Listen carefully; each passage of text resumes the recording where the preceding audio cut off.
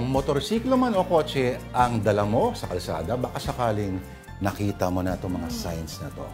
Oras na po para sa I Saw the Signs, the Road Edition.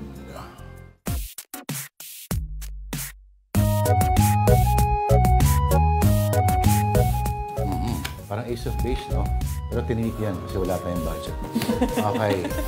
Isa or I saw the signs. Okay. Unang sign ay... Warning. Slow men at work. Okay. Dito po pinapakita ang halaga ng punctuation. Oo. Diba? Slow men at work. So dapat anong nandyan, Tita Pao? Ano nga ba dapat? Dapat men at work. Slow down. Men at work. Pero dahil hindi nakasya yung down, Oo. Slow men at work na lang. huwag naman. Parang kawawa naman sila. Kawawa naman yung mga... Hindi baka sabihin, ay, mga special pala sila. Hindi. Oh, slow, comma, men at work. Or slow... Slow exclamation point, pwede. Slow... Or tanggalin na yung slow, di ba? Yung warning, sapat na yan eh. Di ba? At may signage pa, kita mo. Slow. In case hindi pa, lagyan nila ng bungo sa taas para matakot pa lalo. Right, next sign. Eto, kapag tinanong ka ng maliligaw mo kung chocolate o bulaklak, be practical. Bigas, men, bigas. O nga naman, di ba? Kailangan practical Natanong na tayo. ka na ba ever ng ganon, Pao?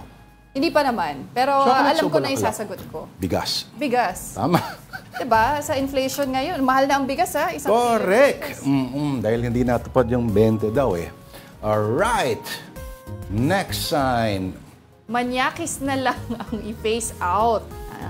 May point. Wag na mga jeepney. Oo. Tama naman. Tama. Kasi marami yan sa mga jeep eh. 'Di ba? Mga manyakis, marami rin yan eh. Incidents ng...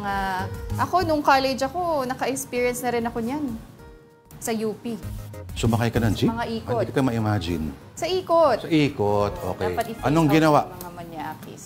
Anong ginawa and how did you deal with Naglalabas ng phone, 'di ba? Tapos papasimpleng nagpipicture. Yan.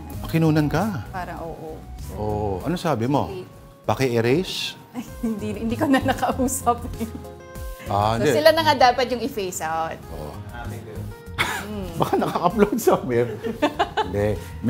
Kasi hindi nila nalagay sa silent, kaya rinig na rinig tuloy yung... Oo. Ganon yung mga, di ba may mga may edad na, kaya minsan pag may nagre-ring sa loob ng, sa misa mismo, Oo. kasi isang minuto bago nila mahanap kung saan kung ano yung pipindutin. Hindi kaya sa Japan din, hindi pwedeng, ang camera shutter nila, hindi pwedeng patayin yung sound Ah, ganon. to keep everyone alert, di ba? Na kapag may nagpipicture sa'yo, Correct. discreetly, you're always, you know. Ito naman, next sign natin, stop in the name of love.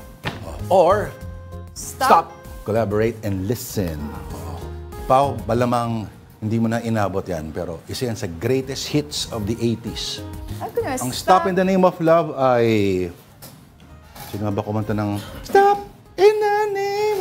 Soul hit yan. Okay. Pero itong pangalawa ay galing kay Vanilla Ice. Ice Ice Baby. Paano naging Ice Ice Baby yan? Mamaya habang pauwi kayo, sabihin mo sa nagmamaneho ng sasakyan, Pakiplay nga. patugtugin sa Oo, Spotify ang Ice Ice Baby.